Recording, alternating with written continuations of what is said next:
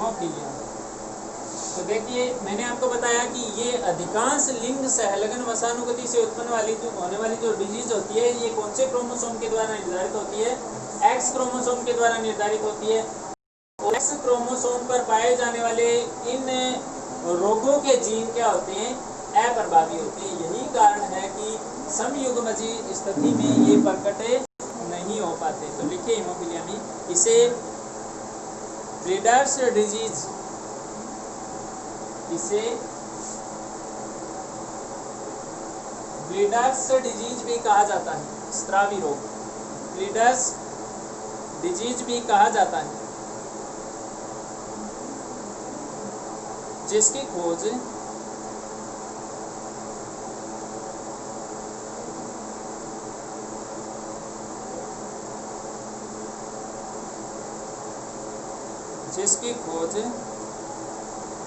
John कोटो ने, John कोटो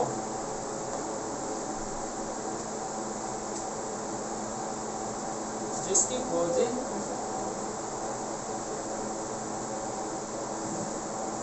जॉन कोटो ने की, जॉन कोटो ने की।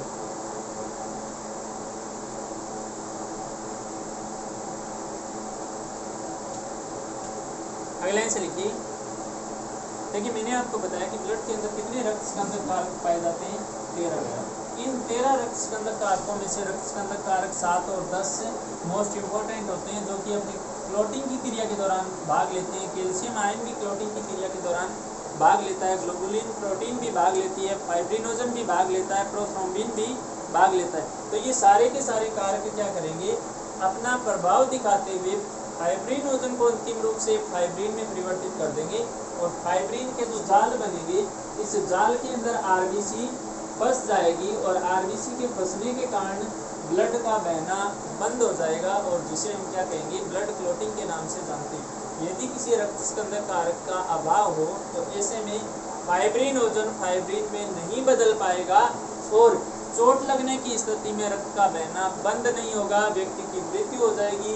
रक्त बहने की इसी क्षमता के कारण इसे ब्लीडर्स डिजीज के नाम से जाना जाता है और ब्रिटेन की महारानी विक्टोरिया में सर्वप्रथम खोज की गई थी। इस कारण इसे रॉयल डिजीज या सही रोग के नाम से भी जानते हैं। ठीक है, अगला लाइन से लिखिए। रक्त स्कंदन क्रिया में रक्त स्कंदन क्रिया में भाग लेने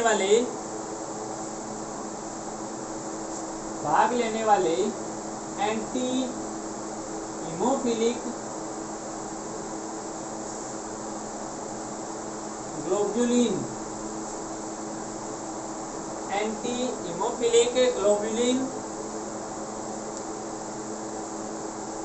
कारक की अनुपस्थिति में,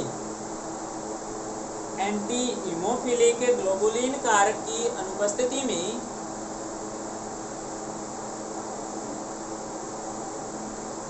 रक्त का थक्का बनता है, रक्त का थक्का बनता है।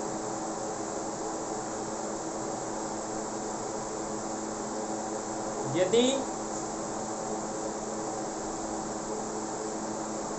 यह कारक उपस्थित हो,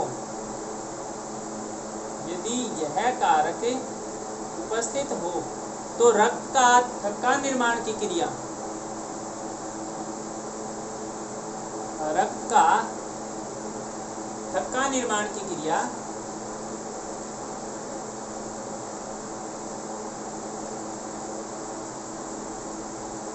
विलंबित हो जाती है, विलंबित हो जाती है, विलंबित हो जाती है, जिससे रक्त का थक्का नहीं बन पाता, रक्त का थक्का नहीं बन पाता, रक्त का थक्का नहीं बन पाता।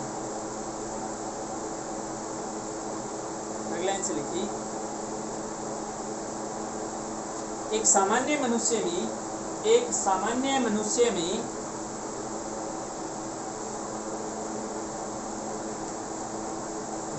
से 8 मिनट, एक सामान्य मनुष्य में 2 से 8 मिनट के समय में 2 से 8 मिनट के समय में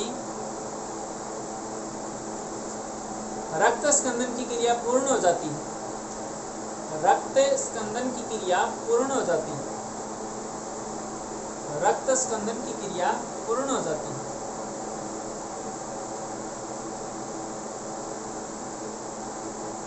परंतु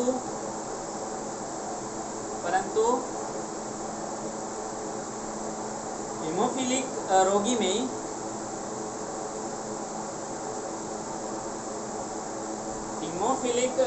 में चोट लगने के दौरान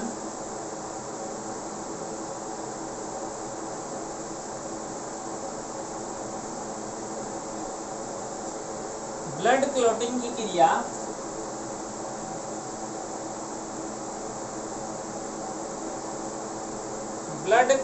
क्रिया अनुपस्थित होती है या रक्त स्कंदन का समय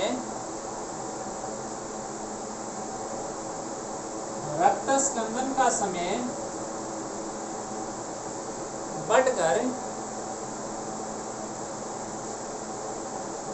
20 मिनट से 24 घंटे हो सकता है। 20 मिनट से 24 घंटे हो सकता है।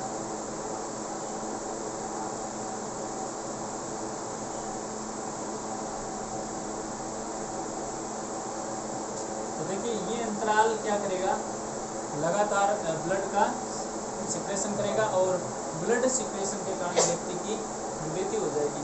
तो यही कारण है कि हीमोफिलिक जो रोगी होते हैं इनके अंदर स्कंदक कारक जो होते हैं उनको वो साथ में लेके चलते हैं और स्कंदक कारकों का उपयोग करते हुए वो अस्थायी रूप से रक्त का स्कंदन चोट लगने के दौरान करवाते हैं। अगला आंसर लिखिए, हीमोफीलिया लिंग सहलगन अप्रभावी जीन, इंपॉर्टेंट लाइन है, लिंग सहलगन अप्रभावी gene, sex linked recessive gene, लिंग सहलगन अप्रभावी जीन से उत्पन्न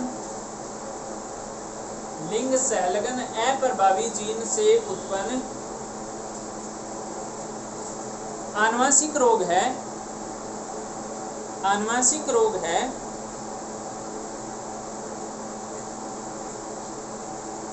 जिसके जीन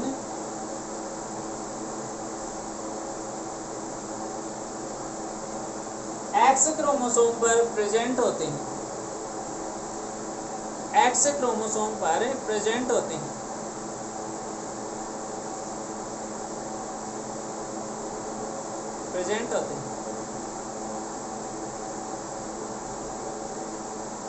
अगला आंसर लिखिए, इंग्लैंड की महारानी विक्टोरिया में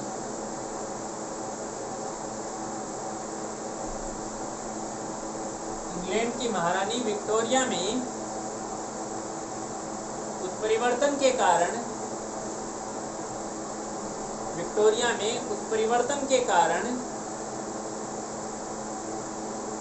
यह रोग उत्पन्न हुआ,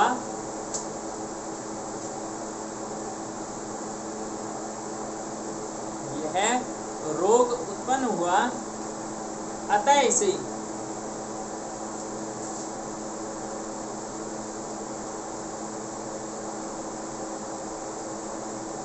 रॉयल डिजीज भी कहते हैं, शाही रोग भी कहते हैं।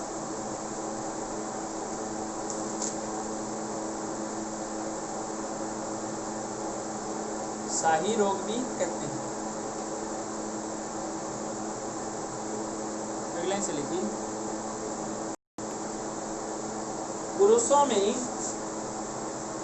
पुरुषों में यह रोग आसानी से प्रकट हो जाता है, आसानी से प्रकट हो जाता है, जबकि पुरुषों में आसानी से प्रकट हो जाता है, जबकि महिलाओं में रोग के लक्षण नहीं होते, क्योंकि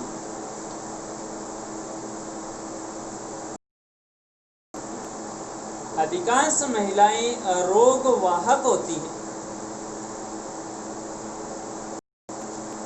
अधिकांश महिलाएं रोग वाहक होती हैं।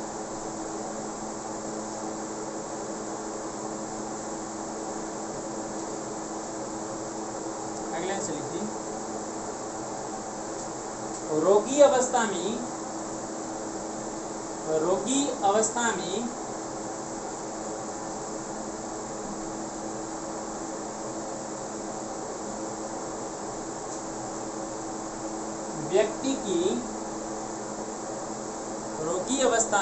व्यक्ति की वयस्क होने से पूर्व ही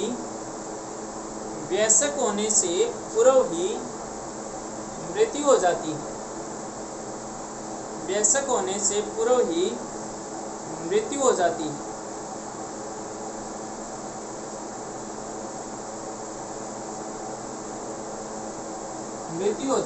क्योंकि वयस्क होने तक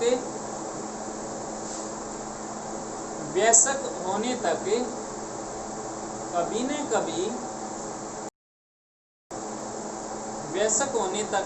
न कभी रक्त स्रावित होने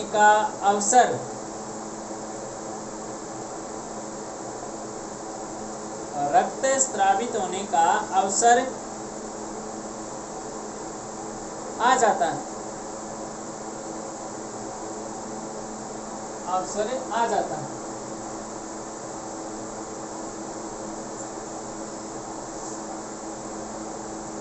लिखिए, रोग की वसागति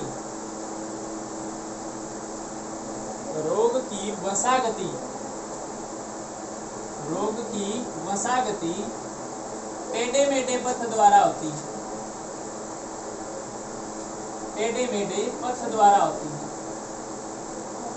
रोग की वसागति टेढ़े मेढ़े पथ द्वारा होती है, अर्थात पिता से पौत्र में रोग का संचरण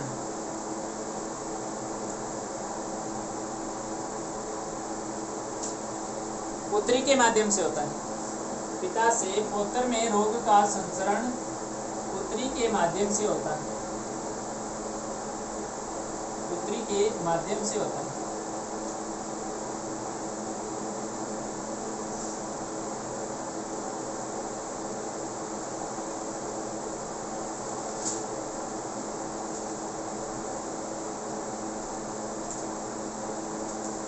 अब देखिए कैसी स्थिति है। महिला रोगी है या रोग वाहक है? रोग वाहक महिला, और पुरुष क्या है? सामान्य पुरुष। मैंने आपको बताया कि रोग के जो जीन है वो किस पर पाए जाते हैं? एक्स क्रोमोसोम पर। इसी एक एक्स क्रोमोसोम पर हीमोफीलिया के जीन प्रेजेंट है। ऐसे में दूसरा एक्स क्रोमोसोम समयुग्मजी स्थिति में इनके लक्षणों को प्रकट होने से रोक देगा। ठीक है, तो पूरी तरह से लक्षण प्रकट नहीं होंगे तो महिला क्या हो जाएगी? रोग वाहक हो जाएगी। ठीक है, क्या बनेंगे? और जब इन गैमेट का फ्यूजन होगा तो ये संतति आपको किस प्रकार की दिखाई दे रही है? सामान्य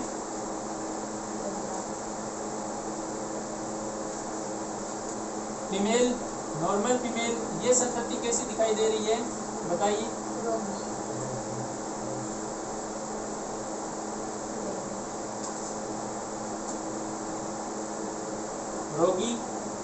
तो यहाँ मेल जो उत्पन्न होगा वो क्या है, रोगी है। फिर देखिए सामान्य और ये रोगी पुत्र, उत्पन्न होने वाली पुत्रियां सारी की सारी क्या होगी, सामान्य होगी, जबकि उत्पन्न होने वाले पुत्र सारे के सारे क्या होंगे, रोगी होंगे। ठीक है, यह स्थिति तब है जब महिला क्या है, रोगवाहक है। ठीक है, अगली कंडीशन देखिए, महिला क्या है, क्या है यहाँ महिला, रोगवाहक, और पुरुष क्या है, रोगी। कौन सी एक्स में लगा दो क्या?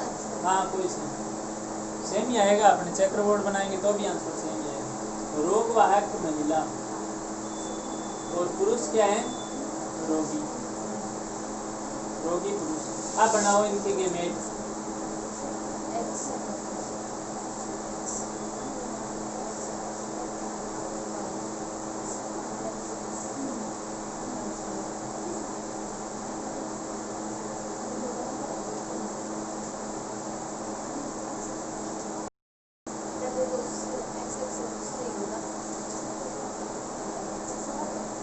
मिला तो देखो एक्स एक्स के साथ कौन आ रहा है, ठीक है, इस एक्स के साथ कौन आ रहा है, वाई आ रहा है।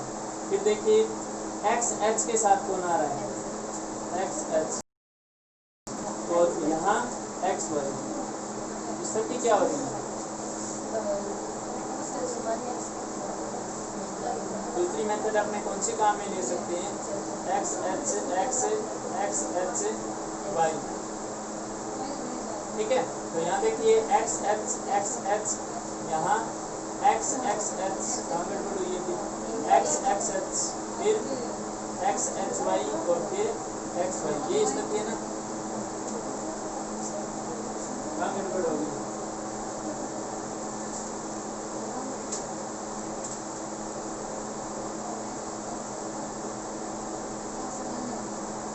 सही तो चल रही है ना।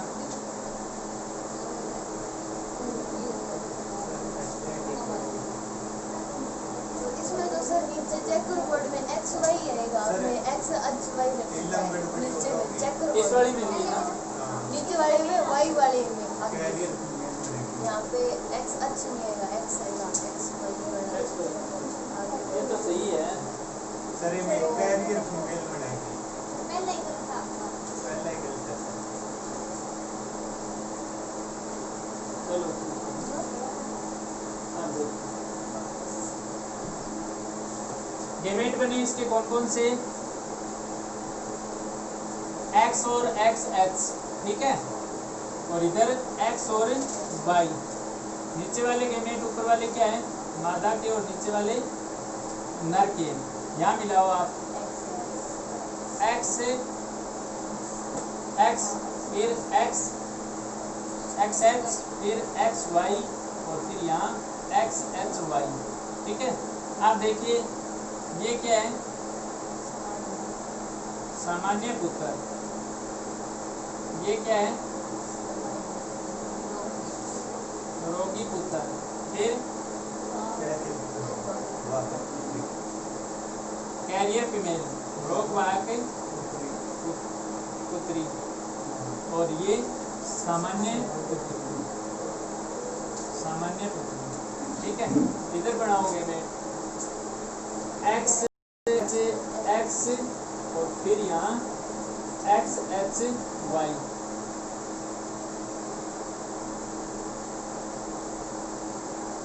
X H X X H Y, X H फिर एक्स एच, फिर यहाँ एक्स एच वाई, और फिर यहाँ एक्स वाई, सामान्य पुत्र, फिर रोगवाहक पुत्री, यहाँ रोगी पुत्री, यहाँ रोगी पुत्र। ठीक है, ये स्थिति तब है जब रोगवाहक महिला और रोगी पुरुष से की शादी कर दी जाए। ठीक है, एक और कंडीशन है कौन सी, जब महिला भी रोगी और पुरुष रोगी हो या महिला रोगी और पुरुष सामान्य हो, ठीक है। तो उस स्थिति में अपन क्या करेंगे, देखिए अगर महिला क्या हो, रोगी हो, रोगी महिला XH, ठीक है, और इसकी शादी कर दी जाए सामान्य पुरुष से, सामान्य पुरुष XY, XX, XY,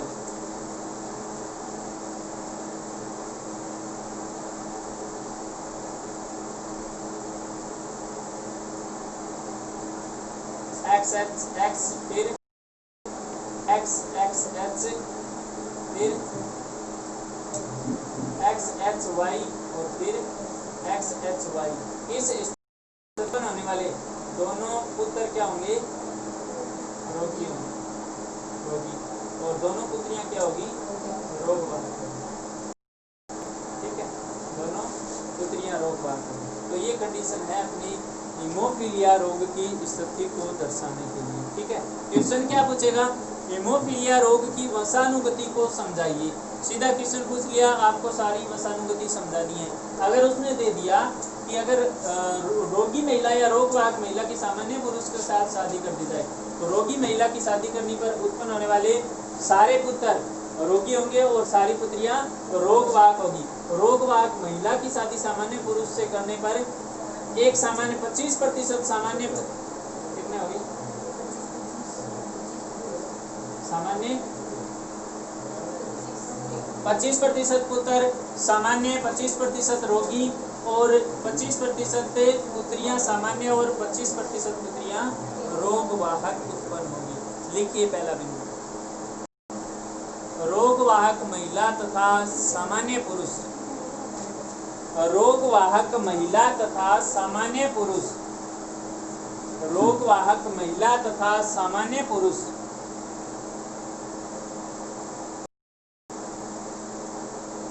रोगवाहक महिला तथा सामान्य पुरुष से उत्पन्न संतति में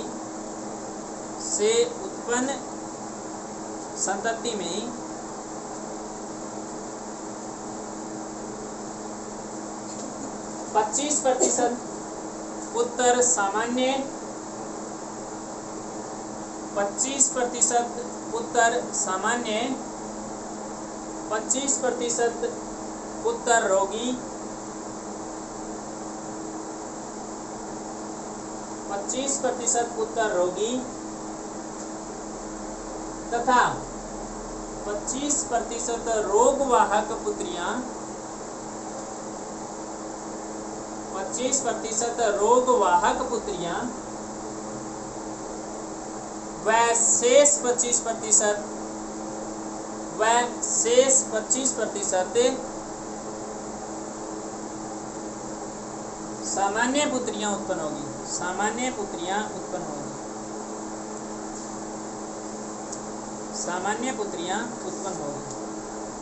तो ये स्थिति होगी पहली, ठीक है, सामान्य पुत्रियां उत्पन्न होगी। अगली स्थिति लिखिए, नंबर 2 लगा के लिखिए, रोगवाहक महिला, रोगवाहक महिला तथा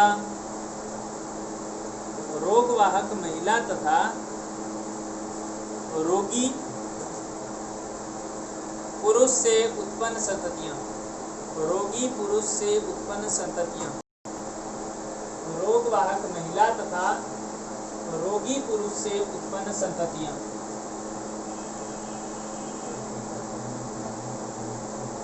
फैसला के लिखिए,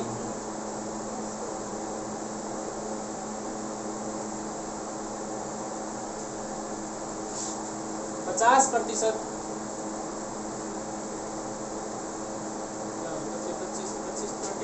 25% सामान्य पुत्र, 25% सामान्य पुत्र,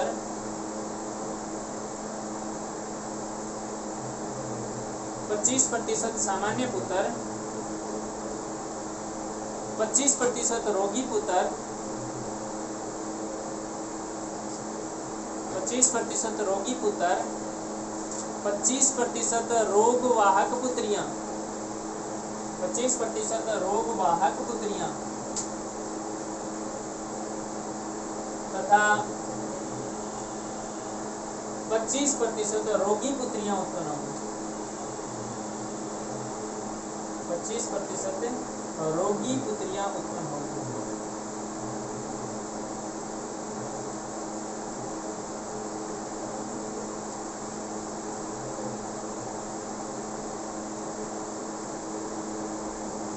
लिखिए तीसरी कंडीशन, रोगी महिला तथा सामान्य पुरुष। रोगी महिला तथा सामान्य पुरुष। रोगी महिला तथा सामान्य पुरुष।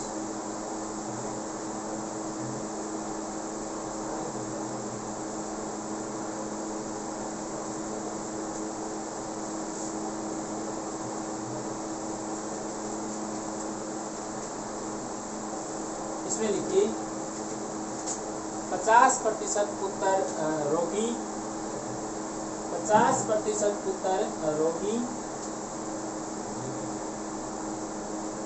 तथा 50% पुत्रियां रोग वाहक होगी।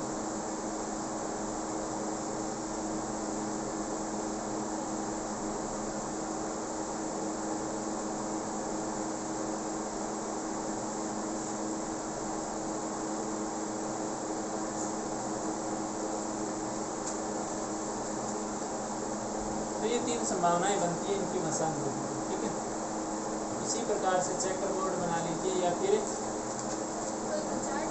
क्रॉस मेथड बना लीजिए। ठीक है, चौथी तो कर ली होगी, रोगी महिला और रोगी पुरुष, यही था ना, रोगी महिला और रोगी पुरुष। क्या बनाया था बताओ, रोगी महिला और रोगी पुरुष, क्या संभावना है? देखिए रोगी महिला है तो XHXH और रोगी पुरुष है तो XHY।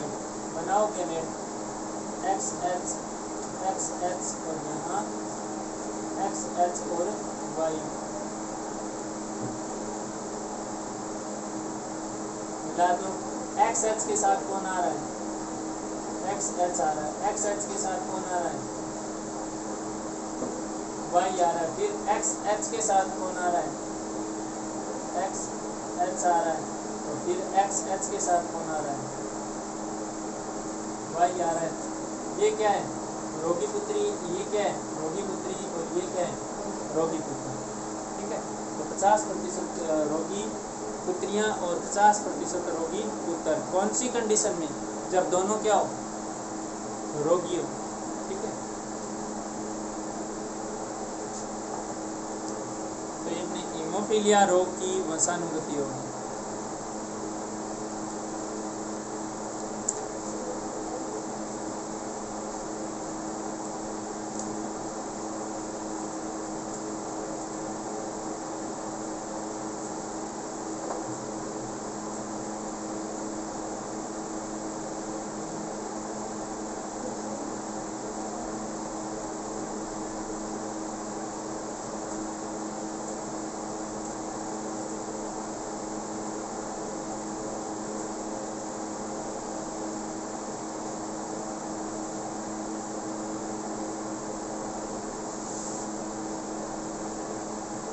जब ये मेथड समझ में नहीं है ना, क्रॉस मेथड, तब चेकर बोर्ड मेथड का इस्तेमाल किया करो। एक तरफ मेल ले लो और दूसरी तरफ फीमेल, किसी तरफ ले सकते हो आप, मेल फीमेल। ठीक है,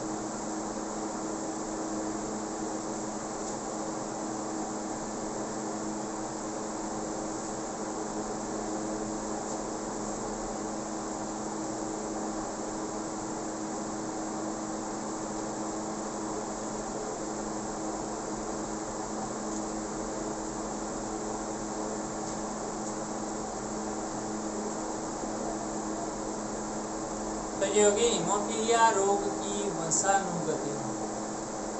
ठीक है, अगला रोग कौन सा है? वर्णांधता या कलर ब्लाइंडनेस। क्या बताया था मैंने? जब कोन पर्याप्त मात्रा में वृद्धि विकास नहीं कर पाती, शंकु पर्याप्त मात्रा में वृद्धि विकास नहीं कर पाते, तो इस स्थिति में लाल तथा हरे रंग के अंदर विभेदन नहीं हो पाता। इसे हम क्या नाम देते हैं? वर्णांधता के नाम से जानते हैं। प्रोटोनोपिया, अगर लाल रंग देखने की क्षमता नहीं होती तो इसे हम प्रोटोनोपिया के नाम से कहते हैं, और हरा रंग देखने की क्षमता नहीं होती तो इसे हम ड्यूटेरोनोपिया के नाम से जानते हैं। ये रोगों के लिए स्पेशली नाम है। वसानुगति सेम की सेम यहाँ पे होगी जो आपको दिखाई दे रही है। केवल आपको क्या करना है, एच के स्थान पर क्या लगा देना है, कलर ब्लाइंडनेस वाला जी लगा देना है, सी। ठीक है, सेम टू सेम वसानुगति होगी। ठीक है, तो हेडिंग डालिए वर्णांधता। वर्णांधता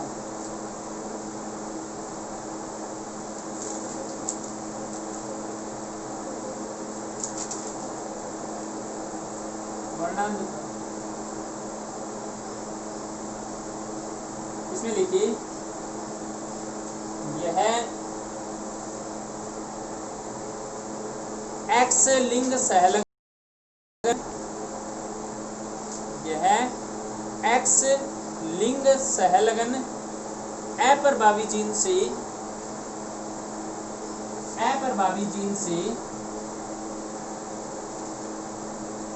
उत्पन्न रोग है।